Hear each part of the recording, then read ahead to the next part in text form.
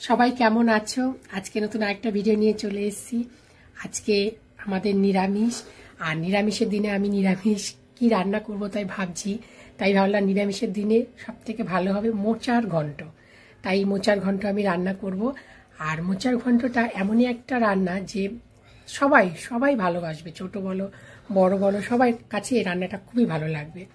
তাই আমি মোচা ঘন্টটা কি করে রান্না করব আজকে ভাবছি সেটা তোমাদের সাথে শেয়ার করব। রাতে আমি মোচাটা কেটে রেখেছিলাম। এই হলো মোচা, কেটে আমি জলে ভিজিয়ে রেখেছি।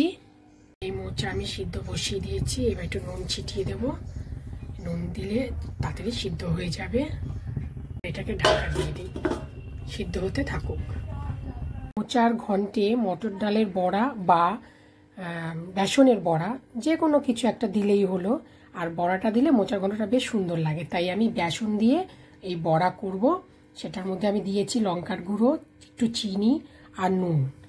কড়াইয়ের ভেতরে সর্ষের তেল দিয়ে দিলাম, বেসনের বড়া করব। আর বেসনের বড়া ভাজছি, বড়া ভাজা হচ্ছে।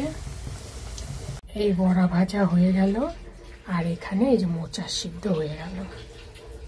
তেলের মধ্যে জিরে ফোড়ন দেব, শুকনো লঙ্কা ফোড়ন দেব, আর গরম মশলা, তেজপাতা ফোড়ন দিলাম। এবার আলু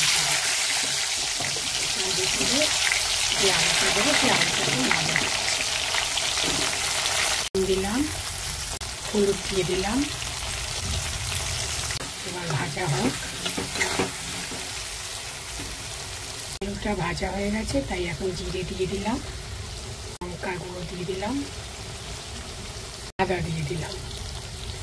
দিয়ে এবারে একসাথে কষাতে হবে।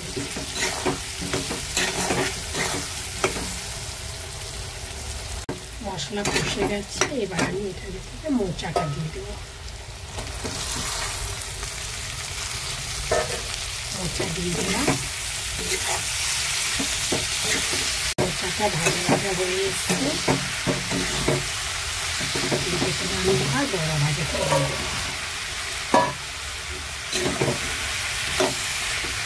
করে নাড়তে হবে ভালো, সব মশলার সাথে বড়াটা মিশে যায়।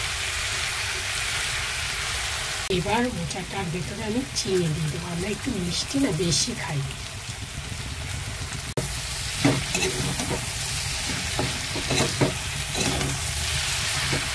এবার কাঁচা লঙ্কা দিয়ে দেবো আর ঘি দিয়ে দেবো।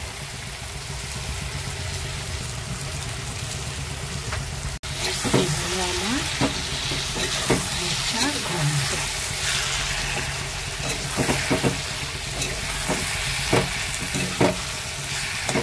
আমার মোচার ঘন্ট রান্না কমপ্লিট। মোচার ঘন্টের মেন হচ্ছে ঘি, গরম মশলা। এগুলো ঠিক থাকলে অটোমেটিক মোচার ঘন্ট স্বাদ চলে আসে।